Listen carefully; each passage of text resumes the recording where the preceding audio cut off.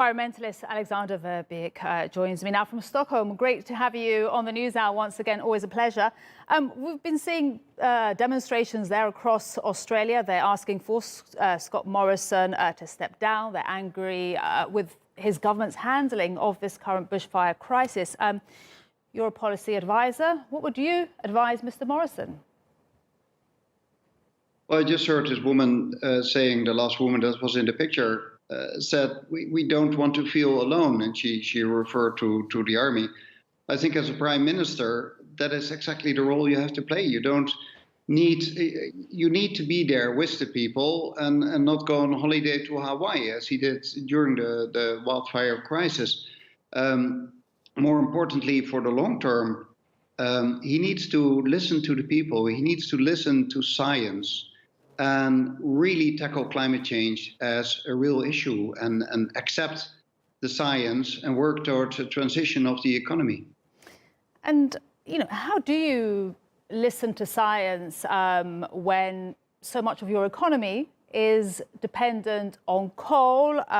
Just to quote him, actually, recently, he gave a media interview saying, "We don't want job-destroying, economy-wrecking targets and goals which don't change the fact that there have been bushfires or anything like that in Australia."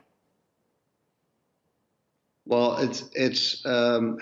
if you really care about the economy and the long-term welfare of your people, you can't keep turning an economy on the way it has been run in the past. Coal is something of the past. Coal is damaging the environment. It's damaging Australia in a way that we have never seen before. And he should look at other countries. Take a country like, for instance, a country like Denmark, not far from here, that already decades ago changed its energy structure and now relies on the clean energy source of wind.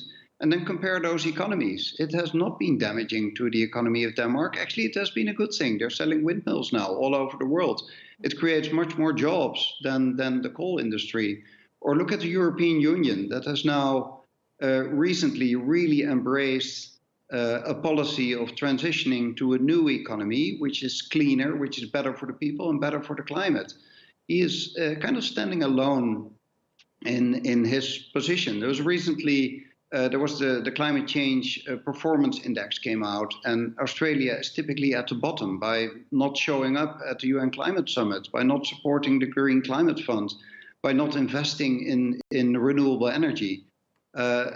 You can't keep on turning back to your successes of the past when the economy relied very much on coal. It won't be a winner for the future. But just to look at this from the other side, is Scott Morrison's government and policies completely to blame for these fires that we're seeing, which have now burnt more than the Amazon and the recent California fires put together? It's actually much more than that. We now talk about an area which is the size of Portugal or the size of South Korea.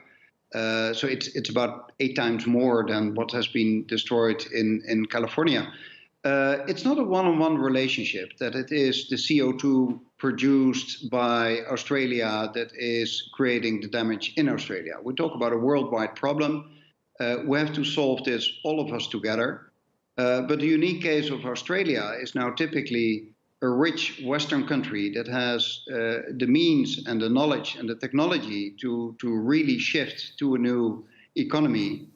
That is now typically a country like this that has been so hard hit by the impact of climate change, because what we saw up to now is that the rich countries that burn so much fossil fuels are relatively little impacted by climate change, and that you see the impacts most of all in the countries that have hardly contributed to the problem at all, like the countries in the Sahel. In Australia, you see a country that has an absolutely climate change denying prime minister that has now been terribly hit by the impact of climate change. So not a one-on-one relationship, but Scott Morrison is typically an example of a government leader who gives only thoughts and prayers instead of the policies that people and the planet need.